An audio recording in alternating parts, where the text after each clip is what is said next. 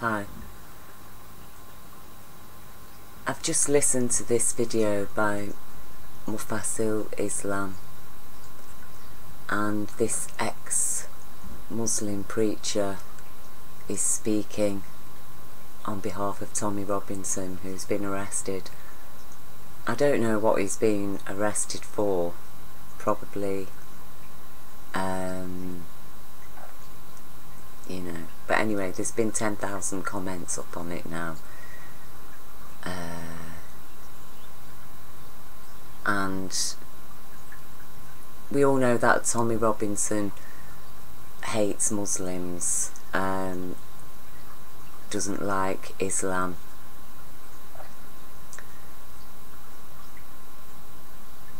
and this guy is an ex-Muslim preacher, and he's speaking out against Islam and in support of Tommy Robinson.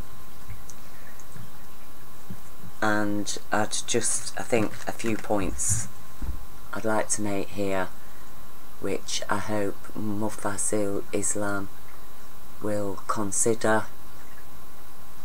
before he, continues with this judgment, and also that people like Tommy Robinson will consider, and also people who support Tommy Robinson will consider. Now, one of the main reasons why I don't support organisations like Britain First is because they do stand with Zionists, and regardless of what anybody says about Islam, Zionists do fundamentally believe that every person who is non-Jewish is basically cattle. That is the core of their belief. That's the core of their faith. If you want to hear vitriol, I could go on just as long about Zionism, and with even worse things to say about them. Okay? And so that's why I don't support Tommy Robinson or Britain First, because he's full on support with Zionists who, do kill children, incarcerate children, rob children of their parents, rob children of their homelands, judge them inferior because they're Palestinian. Okay, all of these things. To me, anybody who can support that blatant theft of people's homes, lands and rights, I'm sorry, you are not a person that should be running Britain or have any power in Britain, because Britain's already suffering terribly and dreadfully under rule of a Zionist-controlled parliament and a Zionist-controlled banking system that has driven over 50,000 people to suicide in Britain since 2011. Well, since 2008, really, 2008, when the banking collapse happened. And I'm not talking about people, only the people claiming benefits. I'm talking about NHS staff workers. I'm talking about people who've lost their businesses, who've been robbed of their pensions, who, hard-working people who've suddenly been robbed, got no pension. Their trust funds have suddenly disappeared. People have been driven to suicide. So we're living in a very harsh world that is operating on some very harsh judgments and ideologies and beliefs. And everything that you said about Islam, Mufassil Islam, I too felt against Islam for many years. After the Iranian Revolution, I was married to an Iranian. He wasn't a practicing Muslim. His family, except for the elderly, weren't practicing Muslims. There wasn't not one single member of his family that any of the children got married at the age of 8, 9, 10, 11, 12, 13, 14, 15. The girls were growing up, the children were very much loved, and people wouldn't have dreamt of marrying their 8-year-old girl off to anybody. I'm not saying it doesn't happen, in Muslims communities, because we know that it does.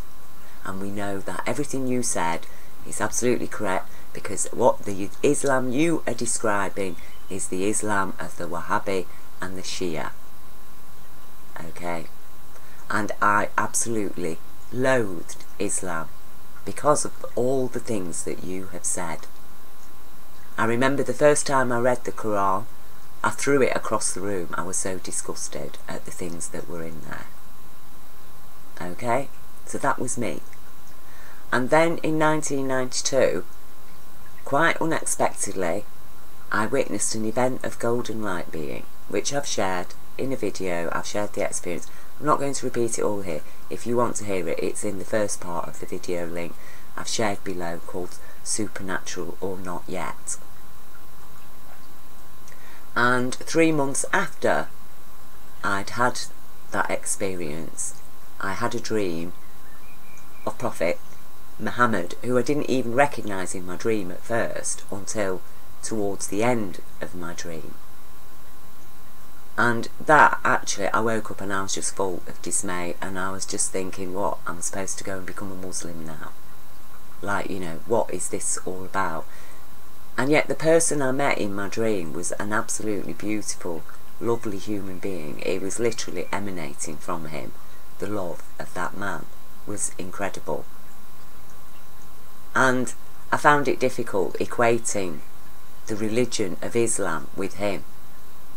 In the same way, really, a non-Christian looking at Christianity and the way it's operated in this world, and the things that have been done in the name of Christianity, you know, really coming across Jesus, one would hardly recognise Jesus as compared to the so-called religion that has come after it. So I'd had this dream, and yet I was still loath to go and enter a mosque and start saying, oh, I've had a dream of Prophet Muhammad, and immediately become Muslim. But 2 weeks after I'd had my dream, an English friend, a white British friend, who I'd not seen for over a year, he knew nothing about my life being experience, or, you know, my dream of Prophet Muhammad.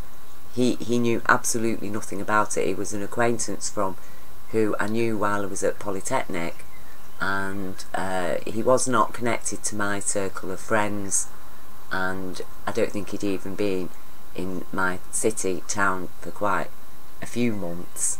But anyway, he suddenly contacted me out of the blue. Initially, he shouted me. I was in a cafe meeting my mum, and he suddenly shouted me with some urgency and saying, you know, I really need to talk to you. And I explained, well, I can't talk to you now because I'm meeting my mum, and I gave him my phone number, and he phoned me up that night and came and said, you know, I really can't tell you over the phone, I need to come and see you. And he came across, and quite nervously he was explaining that 2 weeks previously, while he was praying, suddenly he had a vision of me in his room, like I was there physically, and he said I was there for like a few seconds and then faded. And after he told me that, he said, I think Allah wants me to introduce you to Islam. Well, it was like I could have swallowed a stone in my heart. It was such a shock, because this was an external confirmation of my experience. And this, so then I told him about my experience of light being and about my dream of Prophet Muhammad 2 weeks earlier. It turned out that the same early hours of the morning that he was praying, the same early hours of the dream, same night I was more early morning I was having this dream. And he explained to me that he'd recently become Muslim, and he offered to take me to the local Sufi centre where he'd joined the faith. Now, as I was describing, so, you know, I was describing my dream to him.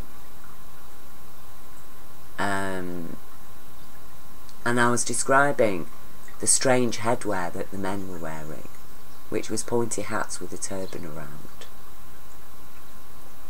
And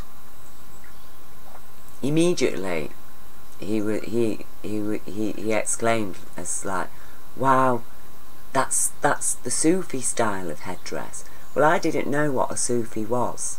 I really didn't. I'd heard of Sufism, but I didn't know that there was an Islamic sect. I always thought of Sufism as something Hindu for some reason.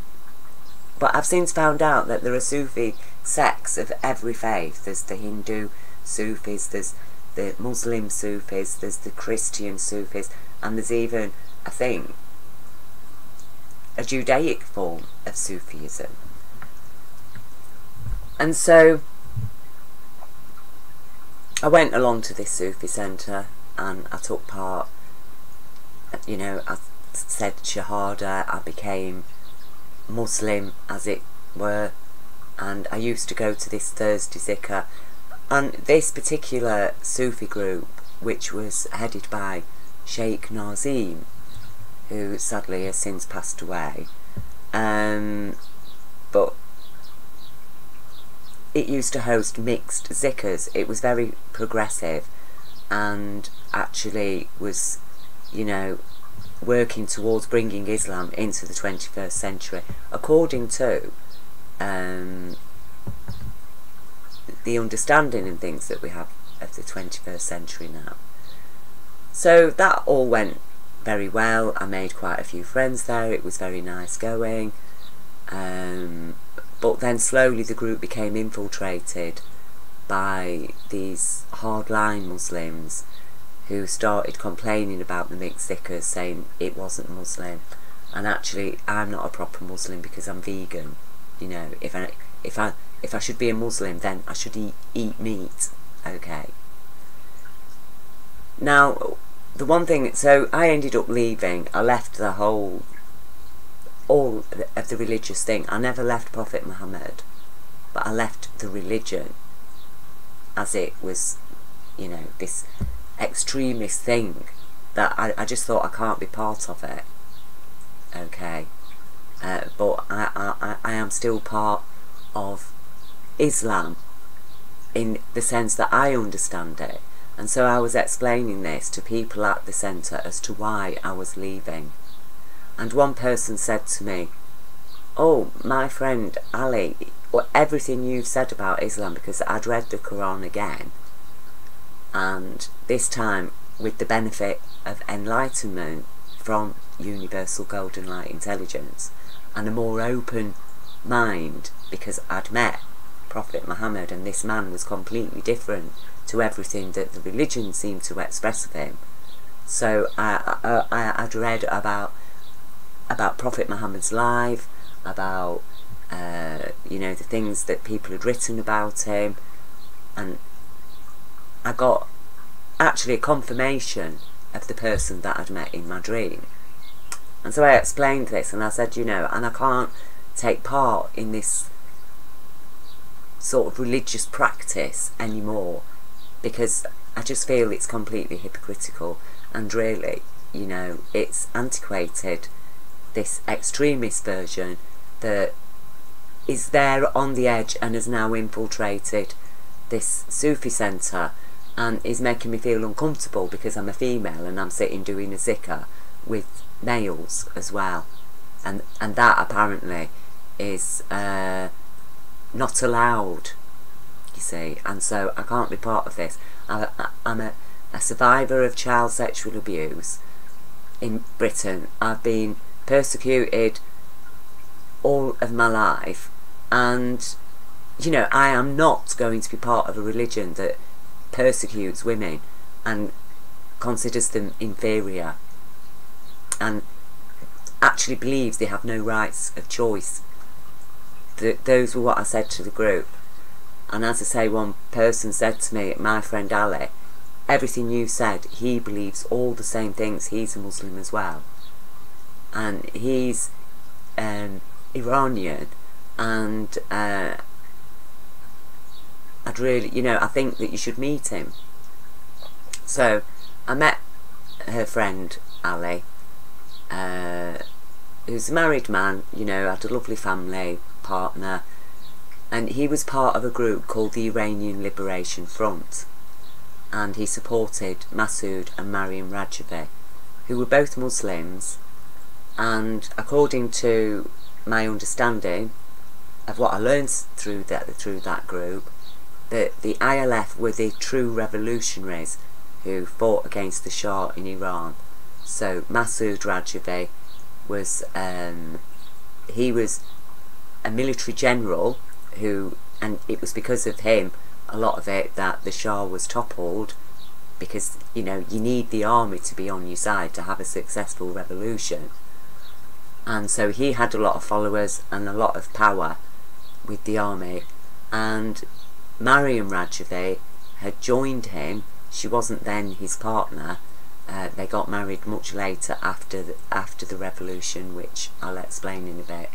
Mariam Rajavi, she also became a joint leader with him, but she was part of the ILF. One of her sisters had been murdered by the Shah, and by the Shah's regime, and they were fighting for a socialist Islamic state, but a progressive socialist Islamic state.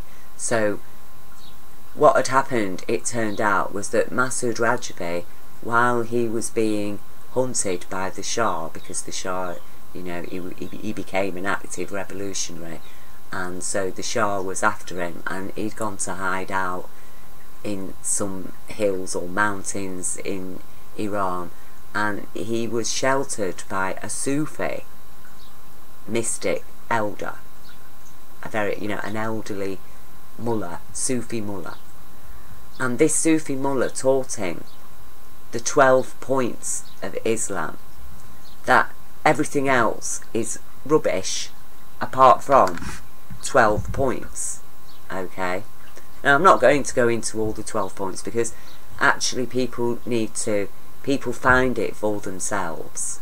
Okay, people find it for themselves, and but I'm going to mention a few of them here.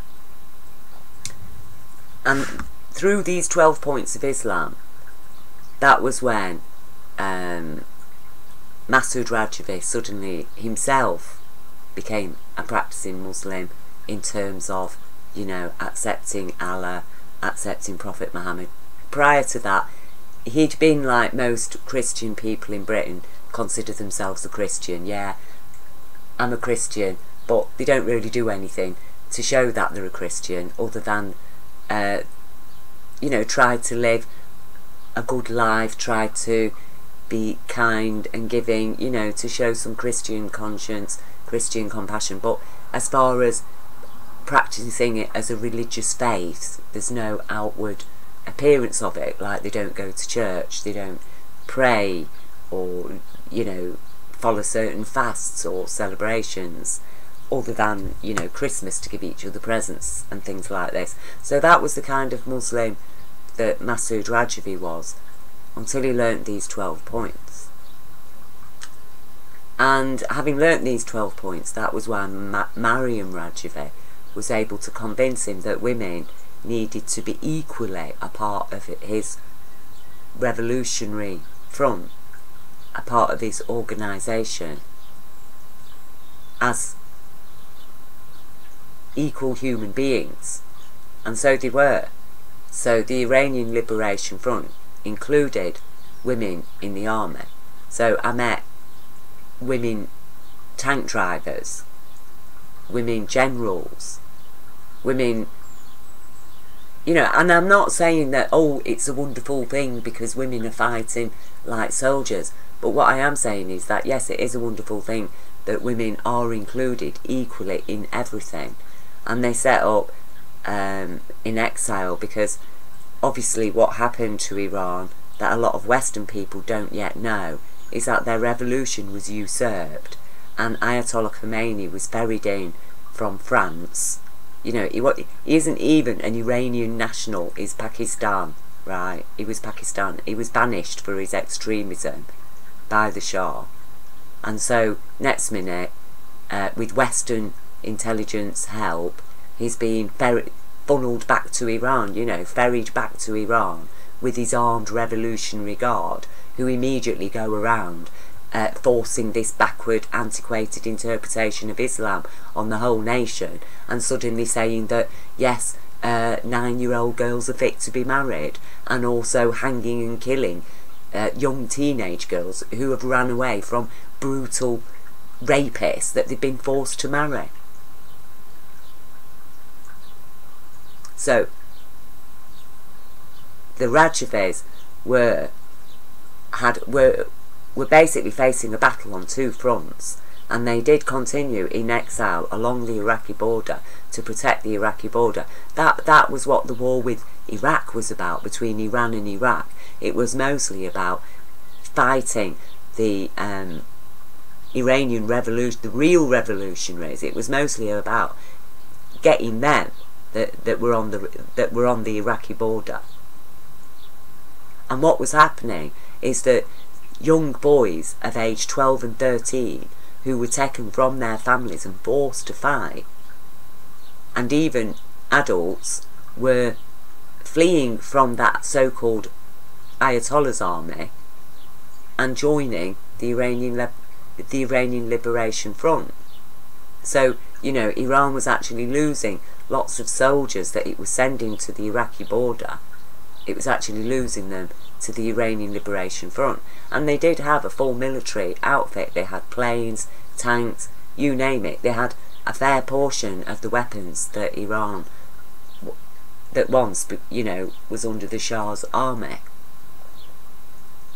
And so Ayatollah was being used, that regime was being used to crush what aspired to be a very dreadful threat to Saudi Arabia, because Iran is was a very influential country throughout the Middle East, and if the people had managed to actually establish the society that Masood and Mariam Rajavi wanted to establish there, which was a socio-capitalist, truly Islamic society that gave women equal rights, then that was a severe threat to Saudi Arabia. So they were all in on it.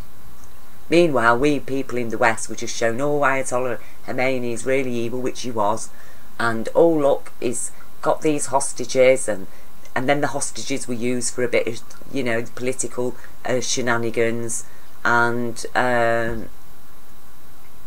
soon they made the most out of them, didn't they? They all got sent back in the end, and then 250,000 Iranian people were murdered by this regime in the first couple of years, including Mariam Rajavi's other sister, who was 6 months pregnant at the time of her execution.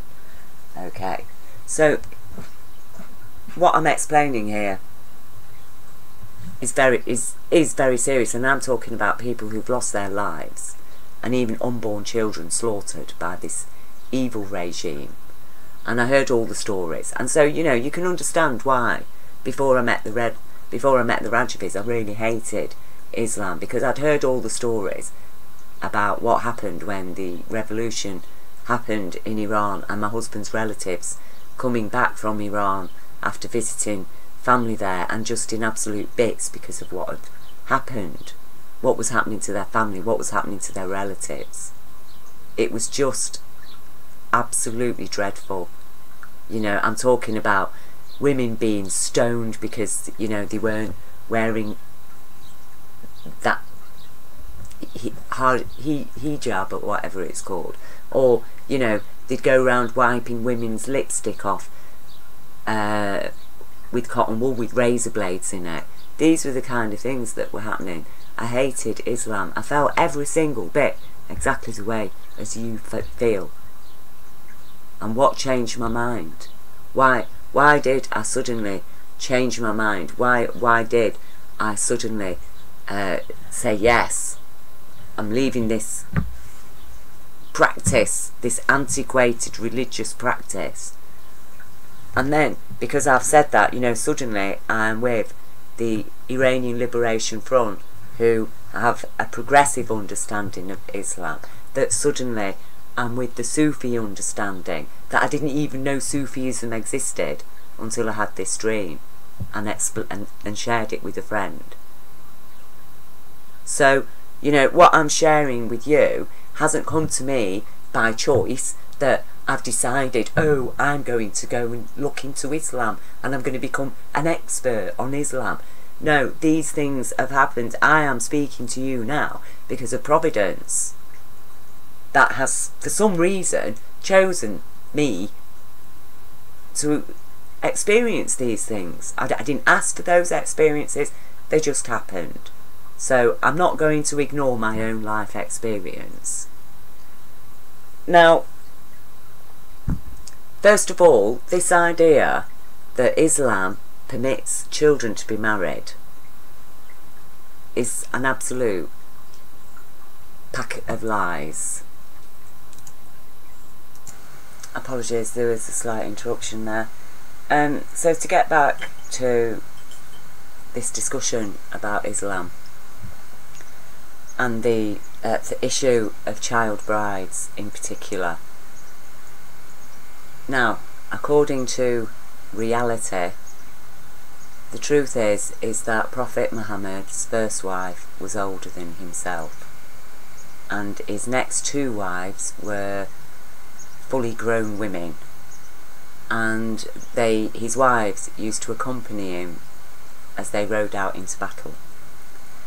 And those early Islamic battles were largely about the resistance that Prophet Muhammad and his followers were facing when they tried to liberate slaves and when they tried to liberate water supplies to be used by the people. Because in those days the Middle East was heavily controlled by this cabal of caliphs and sultans and whatever, and there was a variety of faiths, a mixture of all kinds of faiths and beliefs that were absorbing people's time and money and energy and actually giving the people nothing. And water was very heavily controlled. So one of the things that Islam very cleverly did was Prophet Muhammad, with the aid of universal intelligence, created an alternative faith which meant that people had to have access to water 5 times a day. That meant if a man was going to have sex with a woman, then he'd have to marry her. And in those days there were a lot of orphans, a lot of widows. People died very young, and especially men. They died in battle or attacks or of all kinds of things, you know. So there were a disproportionate amount of women to men. And so the idea was, according to the universal intelligence, that if a man can afford to keep a second wife, because according to Islam he has to keep every wife to the same standard. He's not allowed to keep them, you know, one inferior and the other one lavished with everything she could wish for. According to Islam, a man cannot take a second wife unless he can afford to keep a second wife in the same manner that his first wife is kept. And also, furthermore, he's not allowed to marry a second wife without the consent of his first wives or wife. These are fundamental facts of Islam. Also, a woman must choose to be, it must be her free choice to marry somebody. Dowry and forced marriages are forbidden in Islam. So there you have it. The woman it has to be her own choice. He needs permission from his first wife or wives to get married again, and all the wives have to be kept to the same standard as each other. Okay? And what this did, what it meant was that more women were able to have their children within the benefits of a home, of a family home, and that the children were raised in a family home, where actually the male authority figure in that family home was counterbalanced by 3 women. The richer the person was, you know, the more wives he had, then, and there was a limit on 4, which was considered very harsh by the caliphs and sultans who had hundreds of concubines and in their harems, and, you know, multiple wives. This idea that you couldn't just go and have sex with a woman and leave her pregnant and not even look after the child, or that as soon as your girl child is born you're going to bury it alive in the sand. Suddenly forbidden. That was forbidden. That these women who were prior to Islam considered of less value than a cow were suddenly raised to the status of a cow. And that was one of the reasons why I threw the Quran across the room when I came to the passage called the cow, and it was all about women, and I was absolutely disgusted and outraged. But like I say, then I had not the benefit of enlightenment, because enlightenment informed me that no, Prophet Mohammed was a very, very intelligent guy, and he knew what he was doing when he raised women's status to the level of cow. He was making them equal status to the cattle men that were controlling them. Okay, because the men are equally cattle, because that's how they lived, that is what they believed. They were cattle as they behaved, because Prophet Muhammad was dealing with an evil people who, as I say, they had no specific faith, there was no proper true sense of morality and decency controlling the rulers of the day. And we all know that the rulers of the day impart great influence on their underlings. So, you know, you've got a brutal dictator male in power, and he will in turn influence society to create other men who aspire to be the same, because that's the kind of world we live in. And that is what has been going on through time, that the next generation aspires to be like the older generation that they're growing up into. So Prophet Muhammad, he brought water to people, he banished the dowry system, he gave women rights of choice, and also women rights to divorce a husband as well if she wanted. Okay, and also women's rights to a portion of the family wealth if she divorced or if her husband died, and also rights to get married again. None of these things, all of these things were revolutionary at the time. Women of Christian society had not even a fraction of those rights at the same period. Okay, of Roman Christian society did not have those same rights. Roman women had no rights whatsoever. They literally were slaves. So Prophet Muhammad did an amazing thing in his time. He brought water to the people, he gave women rights and status, he raised their level to an equal value of the kind of male consciousness that they were going to be wedded to and have children to. And the thing is that women are going to have sex and have children regardless of whether there's anything there for them to be married or not. And before Islam, there were lots of women pregnant and lots of fatherless children running around, and women suffering desperate poverty. And that's why the girl babies were being buried at birth, because people couldn't afford the dowries and the responsibility.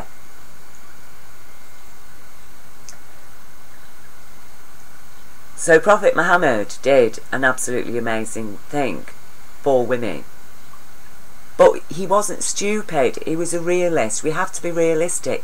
He had to be realistic. There was no way that he was going to deliver full equal rights to women in 650 AD. It just wasn't going to happen. It was all he could do was to liberate even men from slavery. It was all he could do to get people water 5 times a day. Why do you think he made these prayers? For people to pray 5 times a day. So they could have access to fresh water 5 times a day. It meant every Muslim leader had to provide their people with fresh water 5 times a day. This fasting that they now... These extremist Muslims now even force their children to fast. According to Prophet Muhammad, children are not allowed to be forced to fast during Ramadan. Children should not be fasting. Pregnant women, women who are breastfeeding, anybody who's ill or suffering, they are not required to take part in Ramadan. Ramadan is for healthy, grown adults. It's not to be imposed on little children. But they do it. They do it. Why? Why? So I understand your frustration still with the backward interpretation of Islam, the same backward interpretation that refused to accept the progressive interpretation that I'm now sharing with you for your benefit and for the people who have listened to you.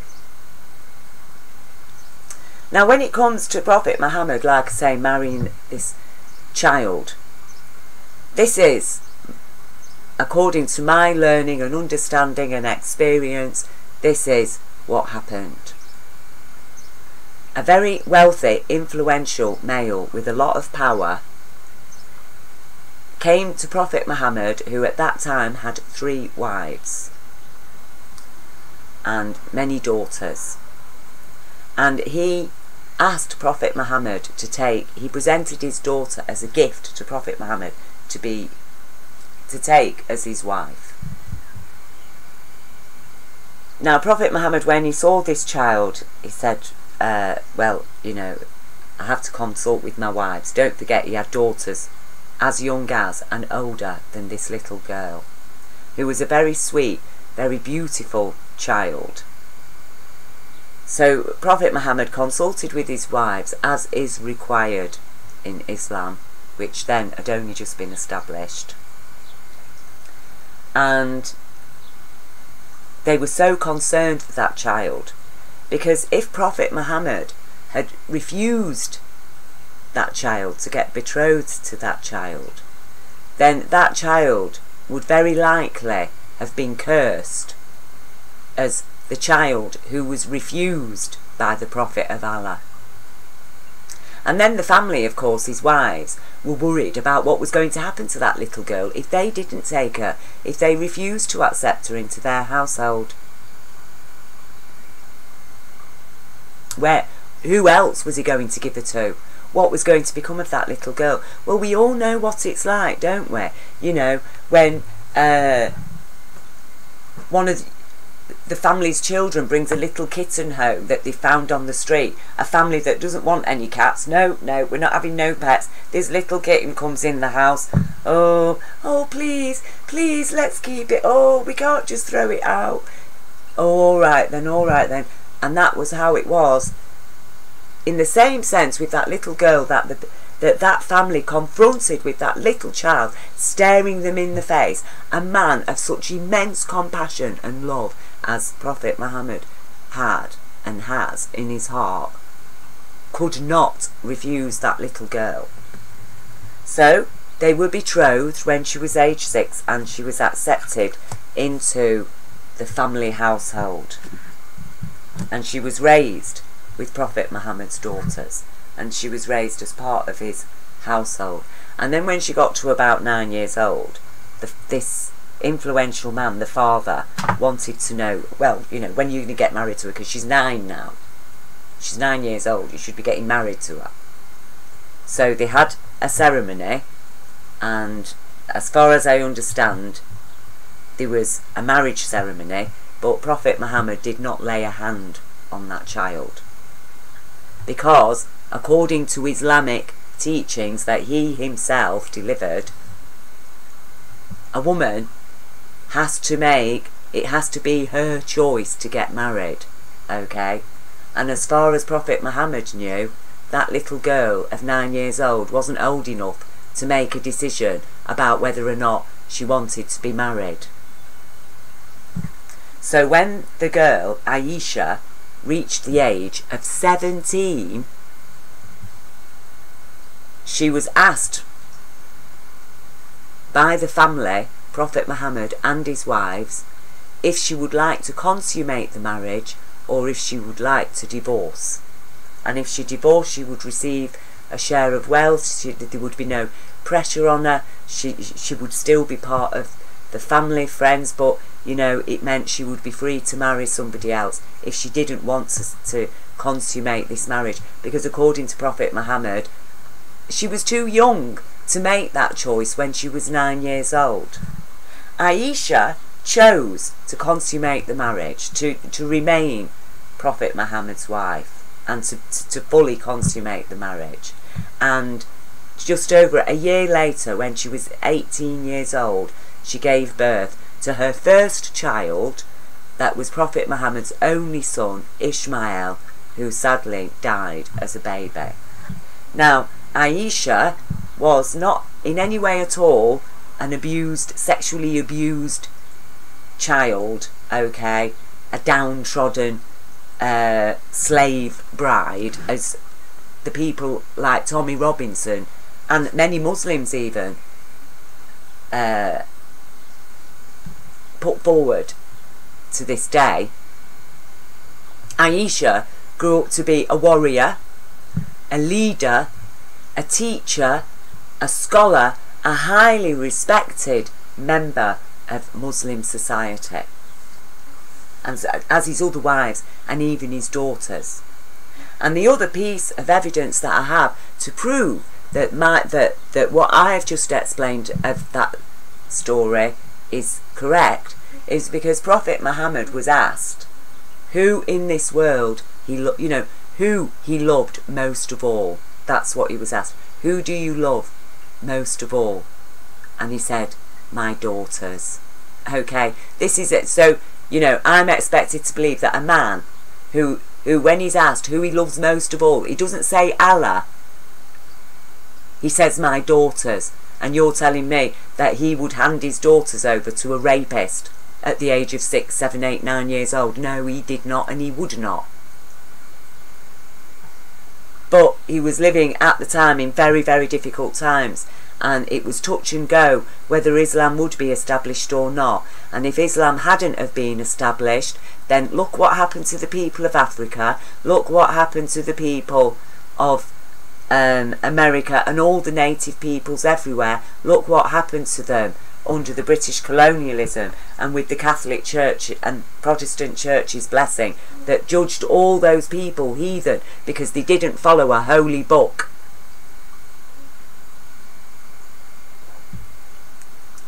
The same would have happened to the Middle Eastern people. Those 5 pillars of Islam at least managed to keep some semblance of humanity alive enough to reach this very day.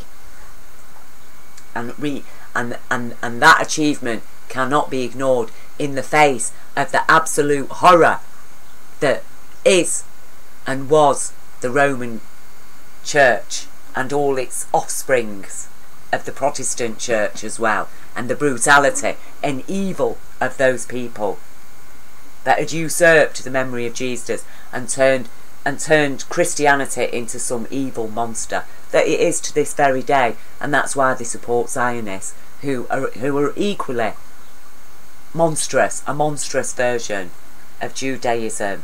And it's happened to all the religions that the monster takes control of them and uses them to satisfy his own lusts.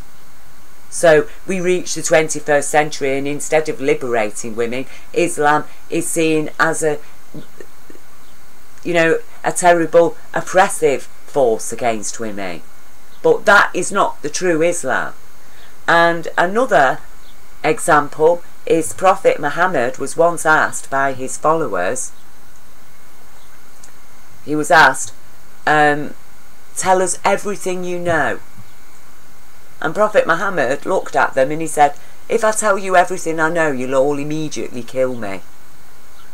And they all started laughing and saying, oh, don't be silly, of course we wouldn't. But they would. Because if he told them everything that he knew, he would be telling them exactly what you have just spoken about, that antiquated form of Muslim that you have rightfully abandoned. But don't throw the baby out with the bathwater. Please do not do that. And do not do that. Do not speak out against that antiquated form of Islam and at the same time support somebody who is a Zionist and supports Zionist Israel.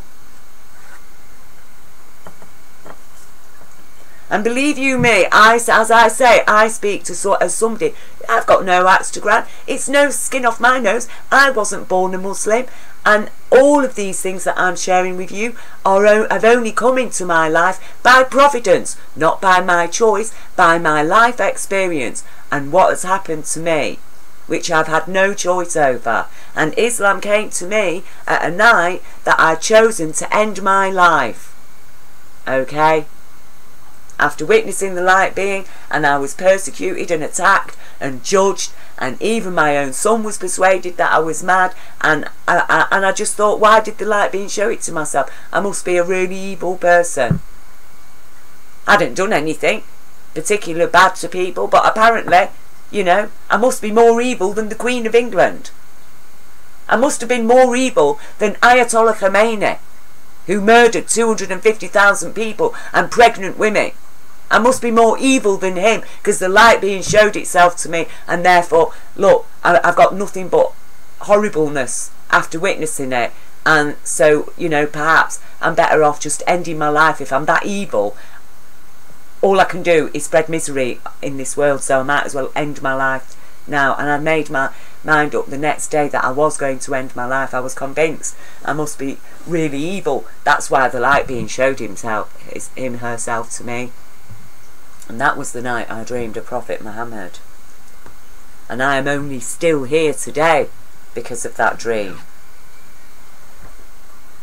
So, you know, what I'm sharing with you, I don't share it lightly, and I've paid a price to reach the age and to be alive here this day. I've paid a price to be able to say this knowledge to you. What has Tommy Robinson paid?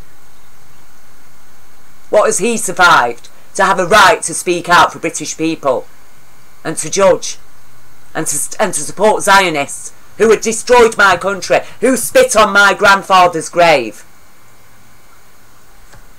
who consider me and my brethren and my fellow countrymen as cattle?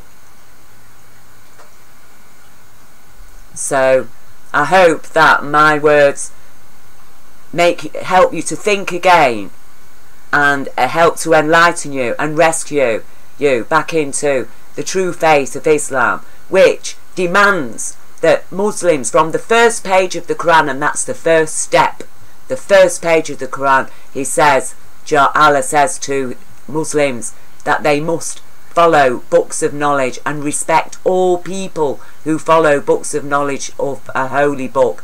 Respect all people, okay? This stuff you're talking about is totally against Islam. That Muslims feel a need to murder everybody who isn't a Muslim, that everybody's got to become a Muslim. No, Muslims are told to respect people who follow holy books. Okay? Islam was for people who were living heathen beliefs.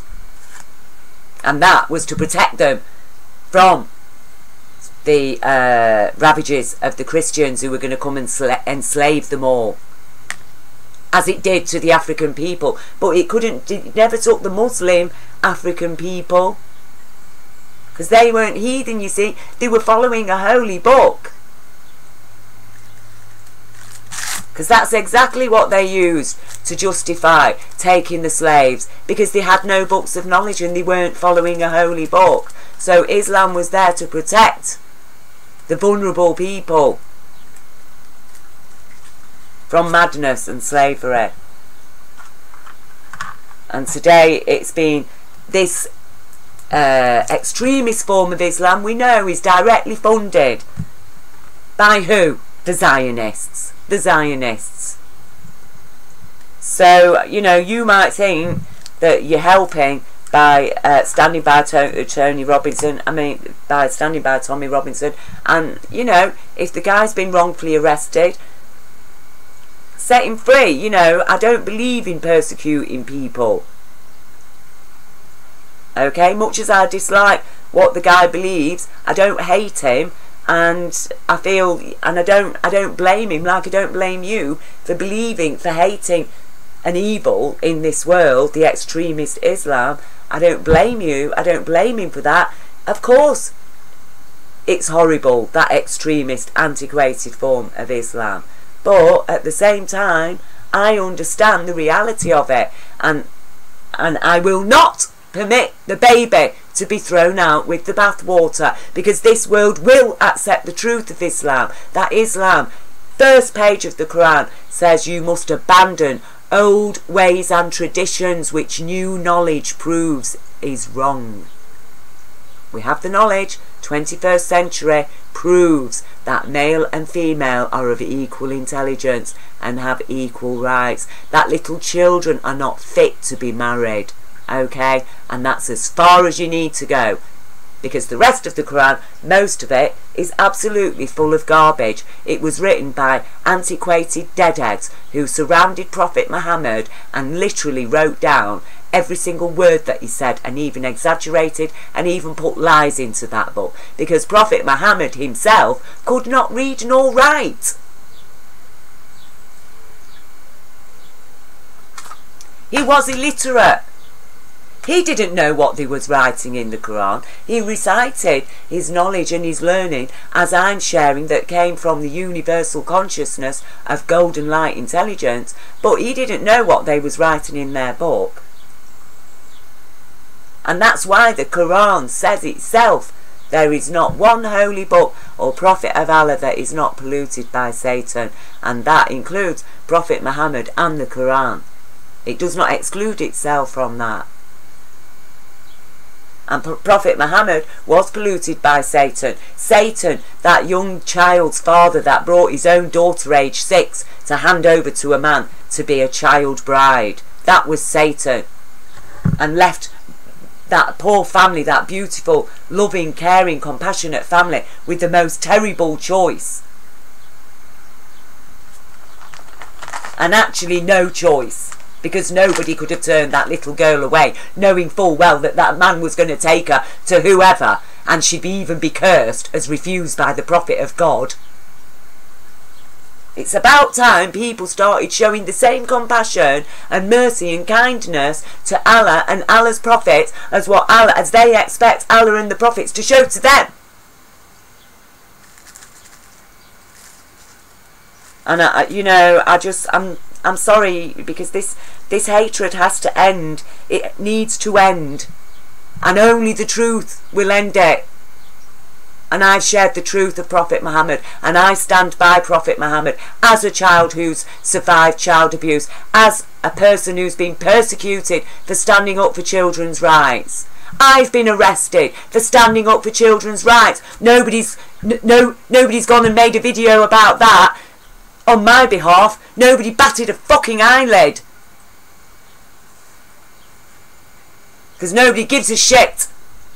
So who's this Tommy Robinson that you're there ready to slander Prophet Muhammad on his behalf? So you see, I'm upset about this, because I stand by the true Islam that the Iranian people were prevented from having, because they've got this antiquated crap, and now people like Tommy Robinson are picking up on the antiquated crap and trying to play that on all Muslims. Pakistani Muslims, I'm sorry Pakistan, you've got a twisted evil interpretation of Islam. It's about time you abandoned it, you hypocritical crap, that you're still demanding dowries for your daughters. From your daughters. So, you know, yes, everything does need sorting out. And for that, I thank you, Mufassil Islam. I do thank you, because you have facilitated this clarity. And I do not blame you for everything that you said. I totally, wholly agree with you that you're right. But you are right about the wrongness, the wrong of Islam, the misinterpretation. The same with every faith. Okay? Look at the true Torah Jews. Who heard about Mariam Rajovi and Masood Rajovi? Nobody.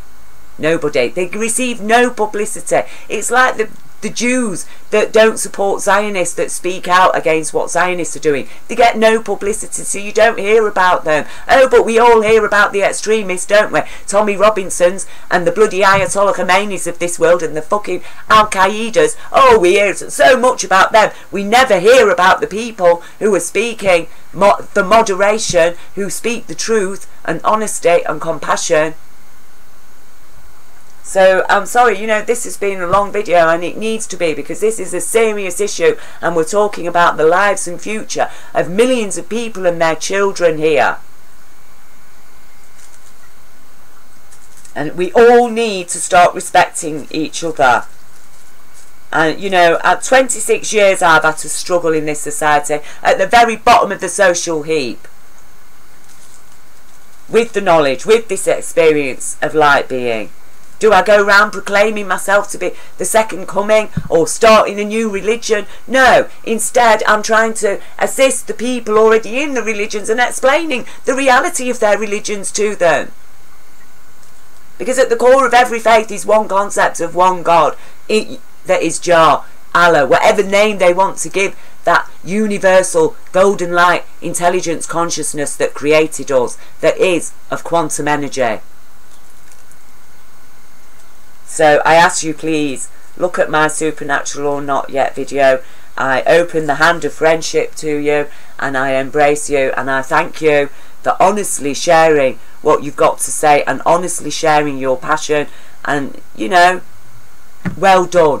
I know you're not a psychopath, but please, please think very carefully about what I've shared with you, because that is the truth. And no matter what you've said against Islam or what you've believed about Prophet Mohammed, like me, I believed all the same things. You know, you are completely forgiven. The universe loves you, and as we understand, as Jesus said, the truth shall set you free and us all free from this hatred, and hopefully even Tommy Robinson. Thank you, everybody.